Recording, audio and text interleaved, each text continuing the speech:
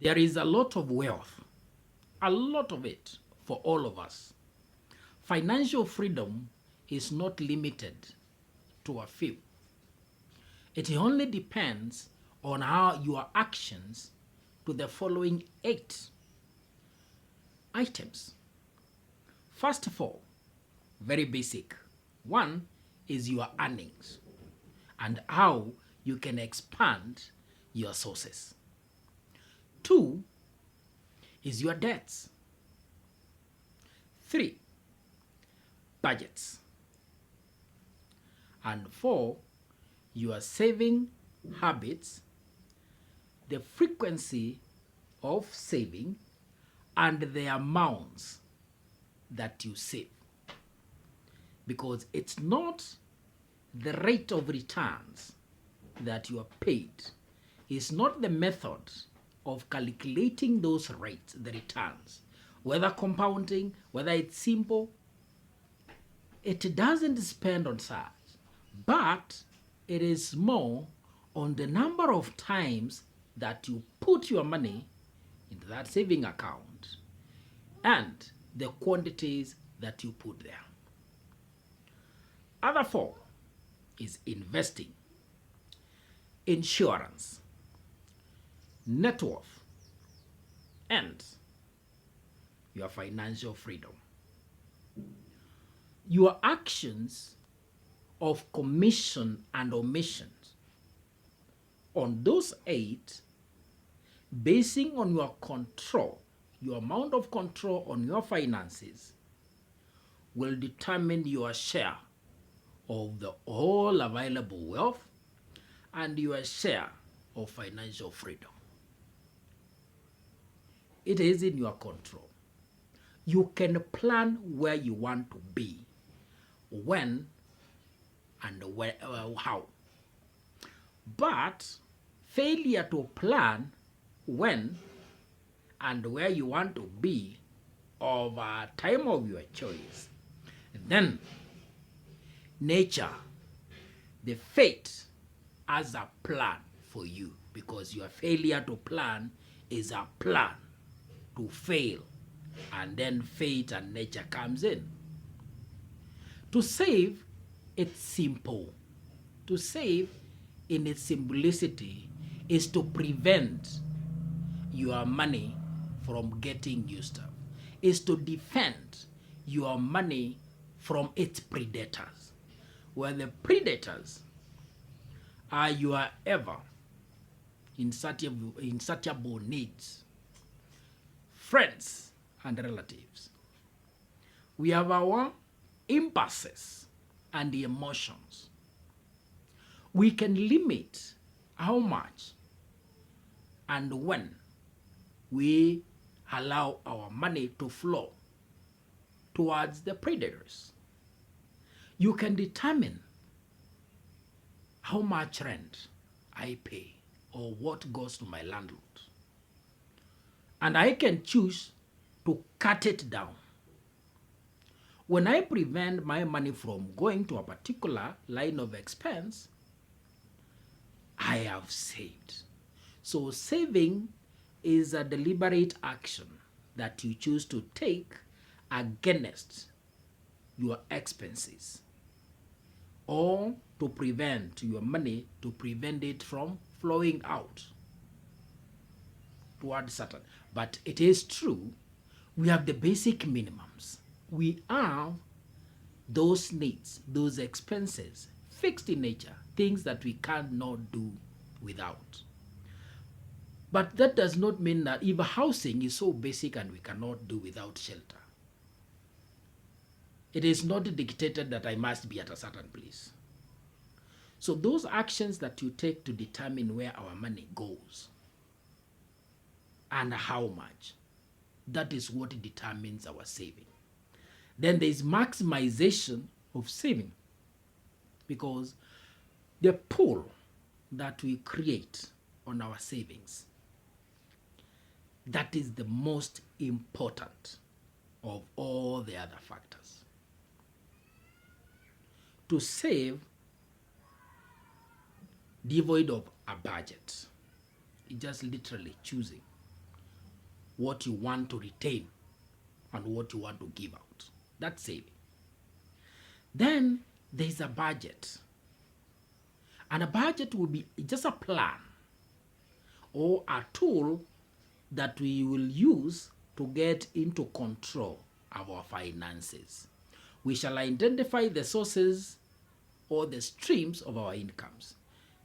What comes from employment, what comes from any other source, and list them. Then determine the total amount of income on a monthly basis. Then we classify the expenses. First is our needs, the basic needs, our fixed expenses, the bare minimum, what we cannot do without. Our rent, our transport, our food, clothing, those basic expenses that we must incur. Then we shall have another cluster of wants, things that are important but we can do without them. How much I want to spend on food, outings, the children, anything of a nature that we can do without. Then we'll look at the expenses towards our loans and debts, credit cards, our loans. Then we can look at our investing and saving. Even if that one goes blank, the actions that we will take on these other expenses, identifying what we can knock off from our expenses so that at least we shall have an amount remaining that we can call saving. That is what now we will attribute as our seed capital in investing. So once we identify the amounts that we can defend, the amounts that we can prevent from being used, the next question is, where do we keep it? Because we are the worst enemies of our own incomes. We are the worst enemies of our own money. You are walking by your bank, and automatically out of impulse, you kind of feel the ATM calling you. If you make the amounts that you have set aside or prevented from being used up, and you keep them conveniently within your access, you become the worst enemy towards that important saving. So now we look at protection, convenience, loss of value, and the reason why we have chosen to prevent our money from going out, saving. We need to attach a specific use for that money. That is a goal. A specific purpose for that money. Because attaching a purpose or a goal to amounts that we are saving, that is what will give us discipline. Not to count that money as available for any of our cropping expenses. Then that brings us to a third item, and that is investing. We are now investing is the ideal in looking at protecting that money, protecting its value or its purchasing power,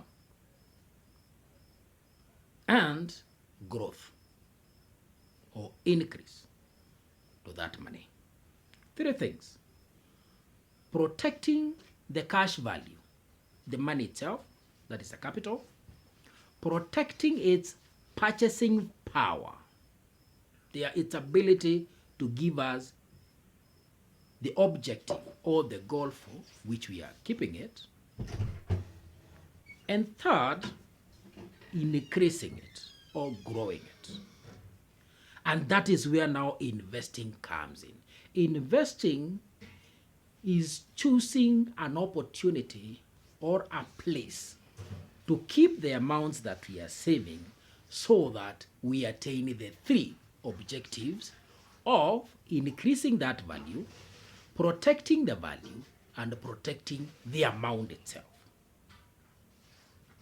the choice of where we are going to, because we have a wide array of opportunities or places, investment vehicles where we can put our money to acquire the three. And the reason why we have to identify where to keep the money is because the ideal places where we save. Because if you prevented the money from flowing out towards a certain expense, it means the money now rests or remains in the receiving account, in the receiving platform. If you are paid in cash, the amount that you prevented from spending remains in your pocket or in the envelope through which you were given. If you received that income through M-Pesa or a mobile platform, if you don't use it, you prevent from using it, it remains in that platform. If you received that income in a bank account, a checking account, and you prevent it from going out to a particular expense, you defend it, it remains in that account. But one common thing with all those parameters, all those platforms where this money remains, while they may give protection for the amount, they will not protect against loss of value, loss of purchasing power of that money, and they do not guarantee any growth or increase over time. In which case, who argued those three platforms, they don't make our money work or our money work for ourselves. The money should be put in opportunities or other venues where that money starts working, generating income. And that is what purely will be investing. Then there is debts, as we have identified as the fourth item. And the debts is a cluster of users or users of our money that will either be good because it's generating more money to us as a stream inflow, or it's bad because it's consuming what we are already having. Therefore, the debt management, how we'll deal with the debts, our loans and credit cards, becomes another wide subject, which we'll be looking at. So, what we're taking home is, we have the saving, we have the earnings, we have debts, and we have investing. Those are principally critical action plans in order to be in control of where we want to be tomorrow financially. Then we have the sources or expanding our sources of income as follows.